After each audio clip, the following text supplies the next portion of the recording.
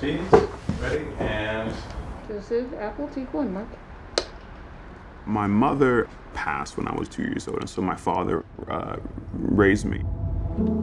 As I look back in New Orleans, look back at my childhood, my impression of school was really amazing, because that's like my second home. They gave me the motivation, and then they really poured love into me at a really crucial time. You know, my mother was a teenage mom, and she didn't get to finish college until, you know, probably after I did. She's very adamant about education. So where, you know, some kids would be playing games, my mother was making me study flashcards. And so I do think that education is important because it can raise families out of poverty. It can make a significant change within a generation. And I think if you are trying to pursue any higher education, you can do it a lot more easily if you have support. The point of view or the outlook on education from my family is more so armor. I think it's seen as a protection. There was an expectation that we're going to get our lesson, as my mother would say. She would say, nobody can take that away from you. Having grown up in the Deep South in Mississippi and knowing that there were a number of things they could try to take your land, your home. So if you learn something, they can't take that away from you. So that feeling is rooted in that. I had a mission, and I said, yeah, I'm headed to Morehouse. What popped up was, you know, you don't have the money to go to Morehouse College.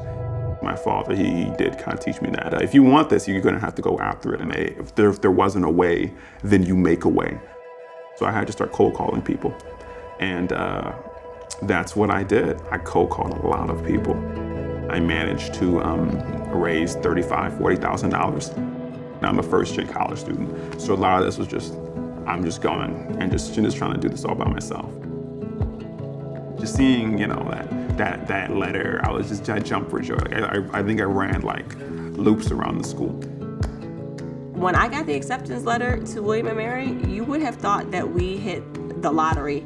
At that time, we were living in Virginia on our family land, and so the house that we were in was on one side of the field, and my aunt's house was on the other side of the field. And sometimes they would get our mail mixed up, so they put our mail in her box. And she came running down across that field like it was the golden ticket. So my college journey was a long and winding road. I was in college for a long time, several years, and it was just something I was doing. Dean Hudson was the dean of records and registration and admissions. He just was the dean of everything. That picture, we looked shocked and surprised that this sheet of paper, this clearance sheet of paper, was signed off by everybody, including, of course, him. So technically, when he signs off, you're a graduate. You're done. Had he not been that proponent for me, had he not been pushing me, had he not been supporting me in so many different ways, I don't know if I get there. I truly don't know if I get there. I actually keep a picture of my grandfather in my car, and it's just a reminder to me that, you know, I'm not in this by myself. I think that's part of the village, because it's like, you don't have to necessarily do a lot, but if everybody does a little, it helps you. May 16, 2004, my graduation day, they call my name. As I'm walking, I hear the claps, but then I hear a roar. And there's 500 guys to my left roaring, and it's like, I can feel it. Graduation isn't just for you, it's for your entire family. It really made you feel like you were a part of history, where a couple of generations ago, none of us would have been able to even attend to the school. Everybody who ever wanted me to do well or believed that I could do well, this was the manifestation of that.